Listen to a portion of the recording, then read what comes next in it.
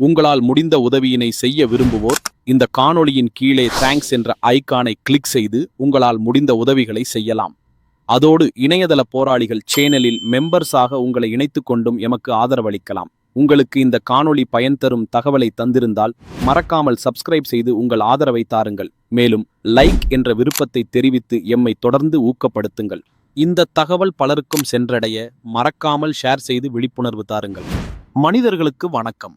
யாம் இணையதள போராளிகள். இன்றைய காணொளியில் உங்களுக்கு மிகவும் தெரிந்த ஒரு கதை பற்றி எடுத்துரைக்கப் போகிறோம். அலாவுதீனும் அற்புத விளக்கும் என்ற தலைப்பை கொண்ட கதை உங்களுக்கு மிகவும் பரிச்சயமானது. முக்கியமாக அரச குடும்பங்கள் இந்த கதையை ஒவ்வொரு காலகட்டத்திலும் படமாக, கார்ட்டூனாக எடுத்து தகவலை கடத்துகிறது. அப்படி என்னதான் இதில் முக்கிய தகவல் இருக்கிறது என்பதை பற்றி விளக்கும் காணொளிதான் இது. அலாவுதீன் என்பது மத்திய கிழக்கு நாடுகளின் ஒரு நாட்டுப்புற கதையாகும். 1001 இரவுகள் என்ற பெருங்கதையின் ஒரு பகுதியாகும். அரேபியா, சீனா ஆகிய இடங்களில் இக்கதை நடைபெறுவதாக பல வடிவங்கள் உள்ளன. ஆனால் உண்மையில் இந்த கதை பழங்குடிகள் மத்தியில் செவிவழி கதைகளாக தலைமுறையாக கடத்தப்பட்டு வந்தது. பலருக்கும் இதன் உள்ளர்த்தம் புரியாமையால் சாதாரண கற்பனை கதையாக கடந்து விடுவார்கள்.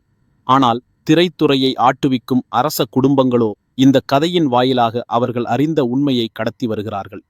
அப்படி என்னதான் இந்த கதையில் இருக்கிறது, இதன் மறைபொருள் என்ன என்பதை விளக்கமாக பார்க்கலாம்.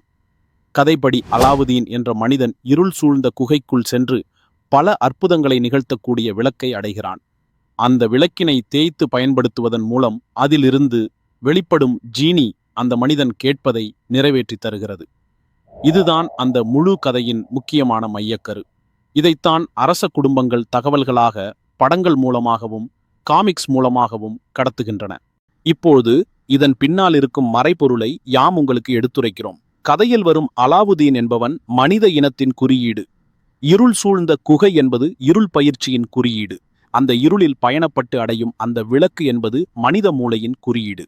அந்த இருள் நிறைந்த குகையில் அந்த விளக்கை பயன்படுத்தி ஜீனி என்ற பூதத்தை அலாவுதீன் வெளிப்படுத்துவான். இதில் நீங்கள் கவனிக்க வேண்டியது வெளிவரும் அந்த ஜீனியும் அதன் நிறமும். அதன் நிறம் நீல நிறமாக இருக்கும். இந்த கதையில் ஜீனி என்பது மனித மரபணுவை குறிப்பிடும் குறியீடாகும்.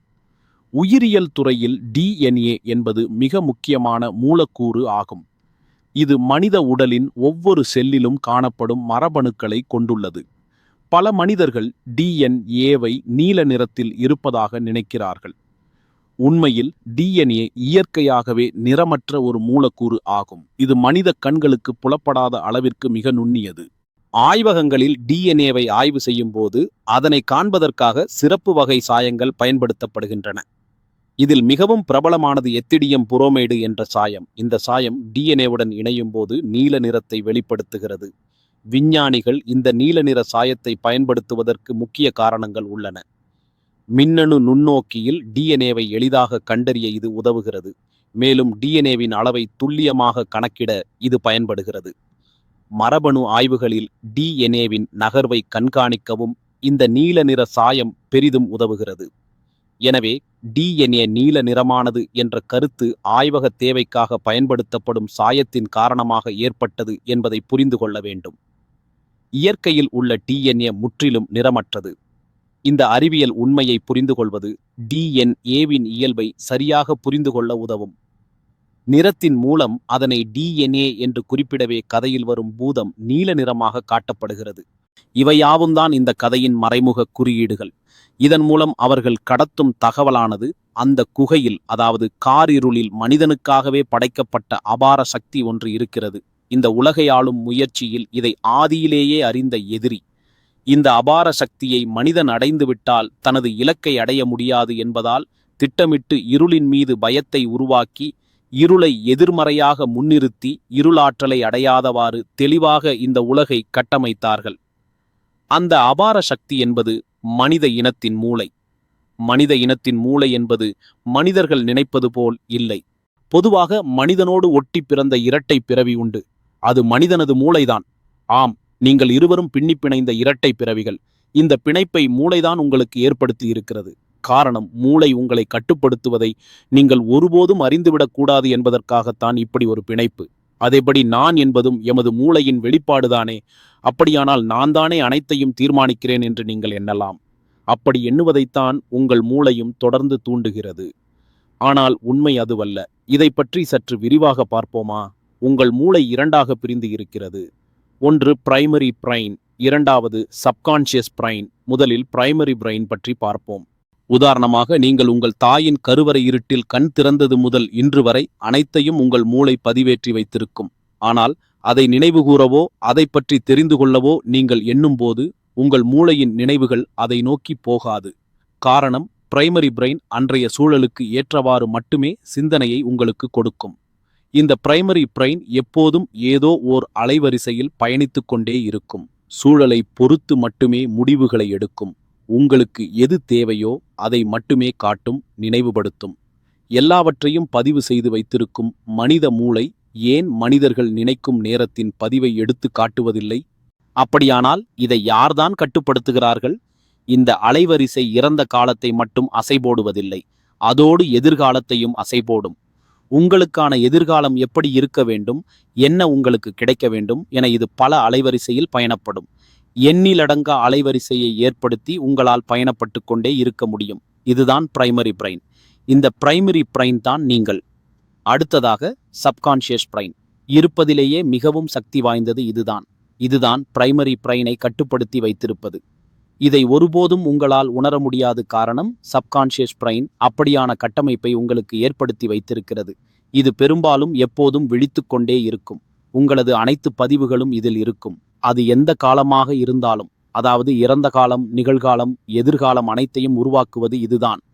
இந்த 3 காலத்திலும் உங்களுக்கு எது தேவையோ அதை மட்டுமே இது பிம்பப்படுத்தும். இது எடுப்பதுதான் உங்கள் தலைவிதி.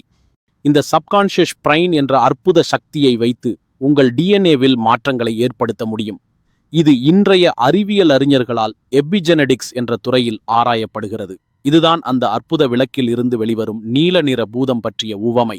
இப்படி நீங்கள் உங்கள் மூளையை கொண்டு உங்கள் டிஎன்ஏவை திறப்பதினால் நீங்கள் எண்ணி பார்க்க முடியாத பல பண்புகளையும் திறமைகளையும் பெறுவீர்கள்.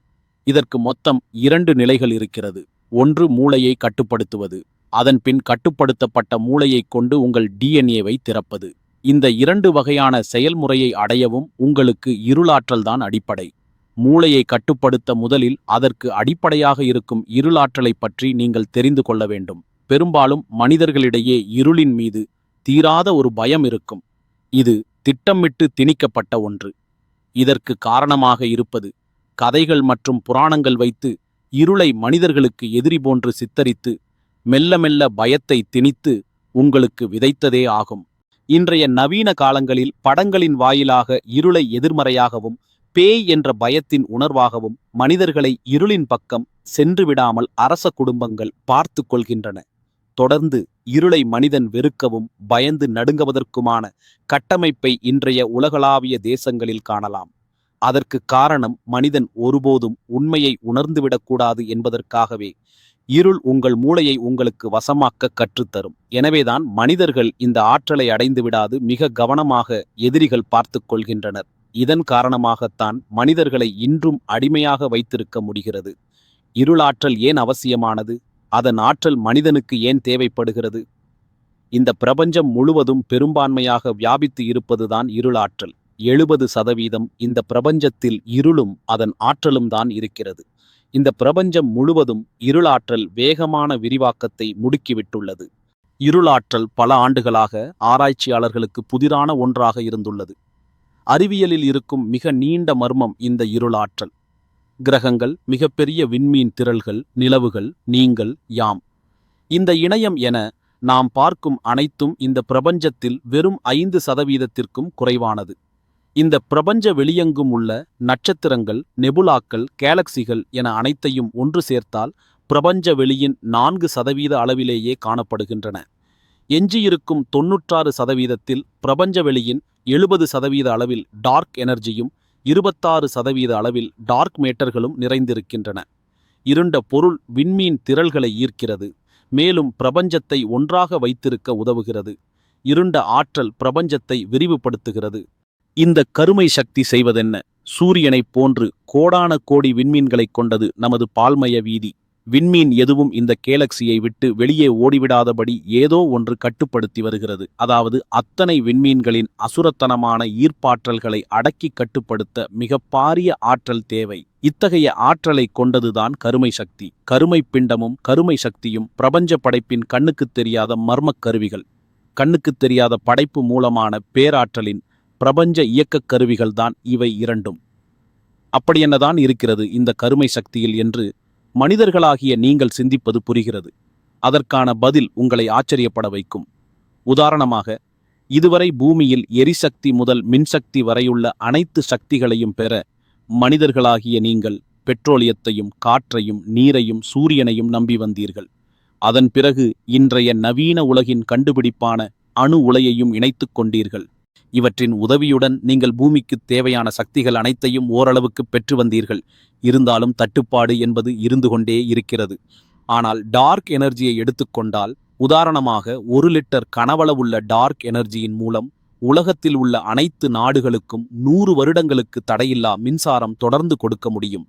இந்த அளவுக்கு வீரியமானது கருமை சக்தி. இது ஒரு உதாரணத்திற்கு மட்டுமே எடுத்துரைத்தோம். இந்த அண்டம் முழுவதும் கரும் சக்தி வெறுமனே பரவியிருக்கிறது என்றால் அவற்றின் மொத்த சக்தியை நீங்களே கணித்துக் கொள்ளுங்கள். இதற்கும் மனிதனுக்கும் என்ன தொடர்பு என்று நீங்கள் சிந்திப்பது புரிகிறது. இந்த பிரபஞ்சத்தின் அதிபதி மனிதன்தான். இந்த இருள் பரிமாண ஆற்றல்தான் மனிதனின் ஆற்றல். ஆதியில் மனிதனிடம் இருந்த இந்த ஆற்றலானது எதிரியின் சூழ்ச்சியால் மடைமாற்றப்பட்டது. உங்கள் உலகின் ஒவ்வொரு நாளும் இருளிலிருந்தே கணக்கெடுக்கப்படுகிறது. ஒளி எப்போது உருவாகிறது என்பதை பார்க்க இருள் குறைய வேண்டும் என்பதல்ல, மாறாக ஒளி என்பதே இருளின் ஆற்றல் மூலமே உருவாகிறது. இருளின் ஆற்றல் அளப்பரியது. இருளாற்றல் மனித இனத்திற்கு புதிதாக தோன்றலாம், ஆனால் அது உண்மையில் புதிதல்ல. மனித இனம் அனைத்தும் அத்தகைய பயிற்சி செய்துவிட்டுதான் இந்த பூமியில் பிரசவிக்கின்றன. உலகின் உயிர் உற்பத்தியும் இருளில்தான் நடக்கிறது. கருவறையில் இருளில் இருக்கும் குழந்தை இயற்கையாக இருளின் தொடர்பில்தான் இருக்கிறது. அங்கு தொடர்ந்து இருளாற்றலை கிரகித்து கொண்டுதான் இருக்கிறது. கருவறையில் இருந்து வெளியே வந்தவுடன் இருளின் தொடர்பும் இருளாற்றலுடன் கொண்ட தொடர்பு துண்டிக்கப்படுகிறது. யாம் கூறிய இருள்தான் மனிதர்கள் இருந்த கருவறை முழுவதும் நிரம்பி இருந்தது. அதில்தான் உங்கள் மூளை வளர்ச்சி பெற்றது. மீண்டும் அந்த இருள் பயிற்சிதான் உங்கள் மூளையை உங்களுக்கு கையகப்படுத்தி தரும். இருள் சக்தியை அப்போதுதான் உங்கள் மூளையின் துணை கொண்டு கிரகிக்க இயலும். ஆனால் அதை பற்றி அறியாமல் மனித இனம் இருக்கிறது. இயற்கை இருளால் ஆனது. இருளில் இருந்து கிடைக்கப்பெறும் பல உண்மைகள் உங்களுக்கு வெளிச்சத்தில் கிடைக்காது. வெளிச்சத்தை தேடிச் செல்லும் பாதைகளில் மனித இனத்தின் தலைமுறைகள் தொடர்ந்து அழிவை மட்டுமே சந்தித்து வருகிறது. இருள் பயிற்சி என்பது உங்கள் மூளையை கட்டுப்படுத்தி அடையக்கூடிய அபார சக்தியின் திறவுகோல். இருள் பயிற்சி என்பது சப்கான்ஷியஸ் பிரெயினை கட்டுப்படுத்த பயன்படுத்தும் முறையாகும். முழுமையான இருளில் இருளாற்றலை அடைவதால் மூளையின் பீனியல் சுரப்பி மெலடோனின் ஹார்மோனை அதிகமாக சுரக்கிறது. இந்த ஹார்மோன் மூளையின் அனைத்து பகுதிகளையும் ஒருங்கிணைத்து செயல்பட வைக்கிறது. இருள் பயிற்சியில் மூளை அலைகள் டெல்டா நிலைக்கு செல்கின்றன. இந்த நிலையில் மூளையின் செயல்பாடு மிகவும் வித்தியாசமாக மாறுகிறது. சாதாரண நிலையில் 10% மட்டுமே பயன்படுத்தப்படும் மனித மூளையின் திறன் இந்த நிலையில் படிப்படியாக அதிகரிக்கத் தொடங்குகிறது. மூளையின் இடது மற்றும் வலது பகுதிகள் சமச்சீராக இயங்கத் தொடங்குகின்றன. தொடர்ச்சியான பயிற்சியால் மூளையின் நியூரான்கள் புதிய இணைப்புகளை உருவாக்குகின்றன. இந்த நியூரோபிளாஸ்டிசிட்டி என்ற செயல்முறை மூலம் மூளையின் செயல்திறன் கணிசமாக அதிகரிக்கிறது. இதன் விளைவாக உடலின் ஒவ்வொரு செல்லிலும் உள்ள டிஎன்ஏவுடன் நேரடி தொடர்பு ஏற்படுகிறது. இந்த நிலையில் மூளையானது டிஎன்ஏவின் எபிஜெனடிக் மாற்றங்களை தூண்டுகிறது. குறிப்பிட்ட ஜீன்களின் வெளிப்பாடு மாற்றமடைகிறது. இந்த மாற்றங்கள் செல்களின் செயல்பாட்டை மேம்படுத்துகின்றன. உடலின் ஒவ்வொரு அமைப்பும் மிகச்சிறந்த முறையில் செயல்படத் தொடங்குகிறது. இருள் பயிற்சியின் மூலம் பீனியல் சுரப்பியின் டிஎம்டி உற்பத்தி அதிகரிக்கிறது. இந்த இயற்கை மூலக்கூறு மூளையின் உயர்நிலை செயல்பாடுகளை தூண்டுகிறது. இதன் மூலம் மூளை உடல் இணைப்பு வலுவடைகிறது. உடலின் ஒவ்வொரு செல்லும் மூளையின் கட்டளைகளுக்கு துல்லியமாக பதிலளிக்கத் தொடங்குகிறது. பீனியல் சுரப்பி உற்பத்தி செய்யும் டிஎம்டி என்பது ஒரு இயற்கையான உயிர்வேதி பொருள் ஆகும். இது மூளையின் மிக முக்கியமான நியூரோ டிரான்ஸ்மிட்டர்களில் ஒன்றாக கருதப்படுகிறது. இது ஆழ்நிலை தூக்கம், கனவுகள் மற்றும் உயர்நிலை மூளை செயல்பாடுகளில் முக்கிய பங்கு வகிக்கிறது. பீனியல் சுரப்பியில் டிஎம்டி உற்பத்தி குறிப்பாக இரவு நேரங்களில் அதிகரிக்கிறது. இது செரடோனின் என்ற மூலப்பொருளில் இருந்து உருவாக்கப்படுகிறது. இருள் சூழல் மற்றும் குறிப்பிட்ட இருள் பயிற்சிகள் மூலம் இதன் உற்பத்தியை அதிகரிக்க முடியும். டிஎம்டி உற்பத்தி அதிகரிக்கும் போது மூளையின் செயல்பாடு வித்தியாசமான நிலைக்கு மாறுகிறது. புதிய நியூரான் இணைப்புகள் உருவாகின்றன. மூளையின் பல்வேறு பகுதிகள் ஒருங்கிணைந்து செயல்படத் தொடங்குகின்றன. இது உயர்நிலை உணர்வுகளையும் அறிவாற்றலையும் தூண்டுகிறது.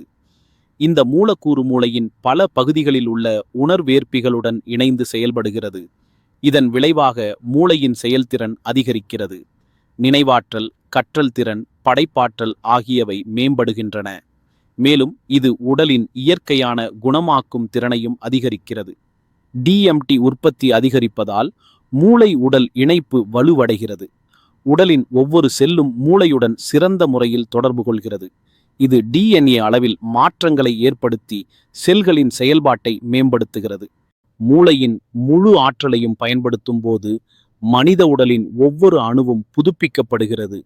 செல்களின் புதுப்பித்தல் விகிதம் அதிகரிக்கிறது. நோய் எதிர்ப்பு சக்தி மேம்படுகிறது. உடல் மற்றும் மூளை முழுமையான சமநிலையை அடைகிறது.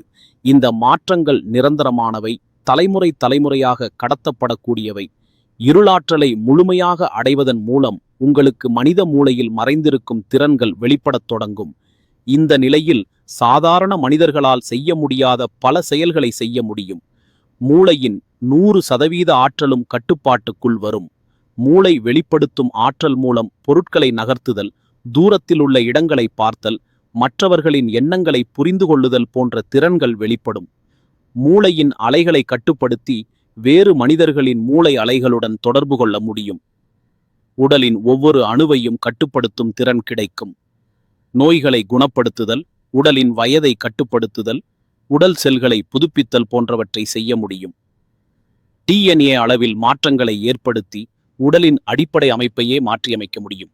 காலம் மற்றும் இடத்தின் கட்டுப்பாடுகளை கடந்து செல்லும் திறன் கிடைக்கும். கடந்த கால நிகழ்வுகளை பார்க்க முடியும். எதிர்கால சாத்தியங்களை அறிய முடியும். பல்வேறு பரிமாணங்களுக்கு இடையே பயணம் செய்யும் திறனும் கிடைக்கும். இயற்கையின் அடிப்படை சக்திகளான காந்த சக்தி, மின்சக்தி, ஈர்ப்பு விசை போன்றவற்றை கட்டுப்படுத்த முடியும். இயற்கையின் மூல சக்தியுடன் நேரடி தொடர்பு ஏற்படும். பிரபஞ்சத்தின் அடிப்படை விதிகளை புரிந்து கொண்டு அவற்றை மாற்றியமைக்கும் திறன் கிடைக்கும். மற்ற உயிரினங்களுடன் தொடர்பு கொள்ளும் திறன் வளரும்.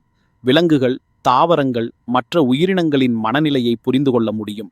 அவற்றின் வளர்ச்சியை கட்டுப்படுத்தவும் வழிநடத்தவும் முடியும். இந்த உயர்நிலை ஆற்றல்களை அடைய கடின உழைப்பு, அர்ப்பணிப்பு, தொடர்ச்சியான பயிற்சி ஆகியவை தேவை. இது ஒரு நீண்ட பயணம். படிப்படியான முன்னேற்றம் மட்டுமே நிலையான பலனை தரும். இப்படியான இருளாற்றலை நீங்கள் கிரகித்து உங்கள் மூளையை கட்டுப்படுத்தும் வழிமுறைகளை தற்போது உங்களுக்கு எடுத்துரைக்கிறோம். இதற்கு இருள் நிறைந்த சூழல் தேவை. அங்குதான் உங்களால் இருளாற்றலை கிரகிக்க உங்கள் மூளையை பண்படுத்த முடியும். காரணம், இதற்கு முதலில் உங்கள் மூளையை தயார்படுத்த வேண்டும். அப்போதுதான் அது கிரகிக்கத் தொடங்கும். இதற்கு உங்களுக்கு தேவையானது அடர் இருள் சூழ்ந்த ஓர் இடம். உங்கள் வீட்டிலோ அல்லது வீட்டின் அருகிலோ அப்படி ஓர் இடத்தை உருவாக்குங்கள் அல்லது கண்டுபிடியுங்கள். இந்த இடம்தான் மிக முக்கியமானது. இதை ஒருபோதும் மாற்றக்கூடாது. இங்கு துளி கூட வெளிச்சம் இல்லாத அளவிற்கு இருக்க வேண்டும். இருளானது அந்த இடத்தை ஆக்கிரமித்திருக்க வேண்டும். இதற்கடுத்தபடியாக நேரம். நீங்கள் எந்த நேரத்தை தேர்ந்தெடுக்கிறீர்களோ அந்த நேரத்தை மாற்றக்கூடாது. ஒளியில்லா மாலை நேரத்தில் இருந்து அதிகாலை காரிருள் போகும் நேரத்திற்குள் குறைந்தது 2 மணி நேரம் பயிற்சி செய்வதற்கான நேரத்தை தேர்ந்தெடுத்து ஒதுக்குங்கள். இனி எப்போதும் இந்த இடத்தையும் நேரத்தையும் பயிற்சியில் மாற்றக்கூடாது. பொதுவாகவே மனிதர்களின் மூளை ஏதாவது ஒரு சிந்தனையில், ஏதாவது ஒரு அலைவரிசையில் பயணித்துக் கொண்டே இருக்கும். இப்படி ஏதோ ஒரு அலைவரிசையில் பயணித்துக் கொண்டிருக்கும் மூளையின் அலைவரிசையை முதலில் குறைக்க வேண்டும். இதற்கு நீங்கள் செய்ய வேண்டியது, முதலில் இருள் சூழ்ந்த இடத்தில் சரியாக நீங்கள் தேர்ந்தெடுத்த அந்த நேரத்தில் அமர்ந்து கண்களை மூடியோ அல்லது திறந்தோ உங்களின் வசதிக்கேற்ப உங்களது மூளையை யாதொரு சிந்தனையில்லாத நிலைக்கு கொண்டு வர முயற்சி செய்ய வேண்டும். முதல் நிலையில் முழுமையான இருளில் அமைதியாக மூச்சை மெதுவாகவும் ஆழமாகவும் எடுக்க வேண்டும். இந்த நிலையில் மூளையின் அலைகள் படிப்படியாக மாறத் தொடங்கும். சாதாரண பீட்டா அலைகளில் இருந்து ஆல்ஃபா, பின்னர் தீட்டா அலைகளுக்கு மாறும். இதன் மூலம் மூளையின் சிந்தனையானது எண்ணற்ற அலைவரிசையில் பயணப்படாமல் ஏதோ ஒரு அலைவரிசையை தேர்ந்தெடுத்து அது சார்ந்த நினைவலைகளை மூளையானது சிந்திக்கத் தொடங்கும். இப்படி சிந்தித்துக் கொண்டிருக்கும் அலைவரிசையின் அலைநீளம் அதிகமாக இருக்கும். இதனை மெல்ல மெல்ல குறைத்து அதன் அலைநீளத்தை 0 அலைவரிசை நோக்கி பயணிக்க செய்ய வேண்டும். அதாவது யாதொரு எண்ணங்களற்ற அலைவரிசை. இதனை எடுத்தவுடன் மனிதர்களால் செய்ய இயலாது. தொடர்ந்து பயிற்சி செய்து இந்த நிலையை அடைய வேண்டும். இருளை நீங்கள் தொடர்ந்து உணர்ந்தால் உங்கள் மூளை ஒரு கட்டத்தில் சிந்தனையில்லாத அலைவரிசை நோக்கி பயணப்பட ஆரம்பிக்கும். அப்பொழுது உங்களின் ஆழ்நிலை மூளை இதனை தடுக்க நிறைய வழிகளில் முயற்சி செய்யும். உதாரணமாக, உங்களுக்கு எதெல்லாம் பயமாக விதைக்கப்பட்டதோ அவற்றையெல்லாம் உங்கள் கண்முன் இருப்பது போல் காண்பிக்கும். இதனால் பயம் என்ற உணர்வை கொடுத்து இவற்றை செய்ய விடாமல் தடுக்க முயற்சிக்கும். இவற்றை கண்டு நீங்கள் பயப்படாமல் தொடர்ந்து இந்த பயிற்சியை மேற்கொள்ள வேண்டும். இந்த திசை திருப்பலில் இருந்து தப்பித்த உங்களை உங்களின் ஆழ்நிலை மூளையானது தொடர்ந்து செய்ய விடாமல் தடுக்க தலை மற்றும் முதுகு சார்ந்த வழிகளை உணர்த்தி தடை செய்ய முயற்சி செய்யும். இவற்றையெல்லாம் பொருட்படுத்தாமல் நீங்கள் தொடர்ந்து இந்த பயிற்சியை மேற்கொள்ள வேண்டும். அடுத்ததாக, ஆழ்நிலை மூளையின் தாக்குதலானது விசித்திரமான குரல்களை உங்கள் காதுக்கு மட்டும் கேட்க வைக்கும். இதில் முதலில் உங்களின் நம்பிக்கையை பொறுத்து கடவுளின் குரலாகவோ அல்லது அமானுஷ்ய குரலாகவோ கேட்க வைத்து நம்ப வைக்க முயற்சி செய்யும். இதனை நீங்கள் நம்பி ஏமாறாமல் தொடர்ந்து இந்த பயிற்சியை மேற்கொள்ள வேண்டும். இருளின் ஆற்றலை உணரத் தொடங்கும் போது மூளையின் நியூரான்கள் புதிய இணைப்புகளை உருவாக்கத் தொடங்கும். இந்த நிலையில் மூளையின் இடது மற்றும் வலது அரைக்கோளங்கள் சமச்சீராக இயங்கத் தொடங்கும். இது உயர்நிலை உணர்வுகளை தூண்டும். மூளையின் பீனியல் சுரப்பி மெலடோனின் மற்றும் DMT போன்ற முக்கிய ஹார்மோன்களை அதிக அளவில் சுரக்கத் தொடங்கும். இந்த வேதிப்பொருட்கள் மூளையின் செயல்பாட்டை மாற்றி உயர்நிலை உணர்வுகளை ஏற்படுத்தும். தொடர்ச்சியான பயிற்சியால் மூளையின் நரம்பு வலைப்பின்னல்கள் மறுசீரமைக்கப்படும். புதிய நியூரான் இணைப்புகள் உருவாகும். இது மூளையின் செயல்திறனை பல மடங்கு அதிகரிக்கும். இந்த நிலையில் இருளின் ஆற்றலை உணரவும் கட்டுப்படுத்தவும் முடியும். இருளாற்றலை அடைந்த பின் மூளையின் உணர்திறன் மிகவும் கூர்மையாகும். சூக்கும நிலை உணர்வுகள் வளரத் தொடங்கும். சாதாரண நிலையில் உணர முடியாத ஆற்றல்களை உணர முடியும். இந்த நிலையில் மூளை உடல் இணைப்பு மிகவும் வலுவடையும். இந்த முழு செயல்முறையும் படிப்படியாக நடைபெற வேண்டும். அவசரப்படக்கூடாது. ஒவ்வொரு நாளும் குறிப்பிட்ட நேரத்தை ஒதுக்கி தொடர்ச்சியாக பயிற்சி செய்ய வேண்டும். உடல் மற்றும் மூளையை முறையாக தயார்படுத்த வேண்டும். நீங்கள் இந்த பயிற்சியின் இலக்கை அடைந்ததை உணர, யாதுமற்ற சிந்தனையின்றி தன்னிலை இருளில் கலந்து மேற்சொன்ன எந்த தடங்களுமின்றி ஏதுவாக உங்கள் சூழல் அமையும். அப்பொழுதுதான் உங்கள் மூளையானது பண்பட்டுவிட்டது என்று அர்த்தம். அப்பொழுதுதான் உங்கள் மூளை ஆற்றலை உள்ளிழுக்கவும் வெளியிடவும் தயாராகிவிட்டது என்று அர்த்தம். அப்பொழுதுதான் உங்கள் மூளை பிரபஞ்சம் முழுவதும் வியாபித்திருக்கும் இருளின் ஆற்றலை கிரகிக்க தொடங்கிவிட்டது என்பதை நீங்கள் உணரும் தருணம். இருளாற்றலை அடைந்த பின் அதனை சரியான முறையில் பயன்படுத்த வேண்டும். இது ஒரு பெரிய பொறுப்பு. இந்த ஆற்றலை நல்ல நோக்கங்களுக்கு மட்டுமே பயன்படுத்த வேண்டும். இது மனித குலத்தின் நலனுக்காக பயன்பட வேண்டும் என்பதை நினைவில் வைத்துக் கொள்ளுங்கள். மேலும் இதை பற்றி இன்னொரு காணொளியில் விளக்கம் அளிக்கிறோம். நன்றிகள் பல.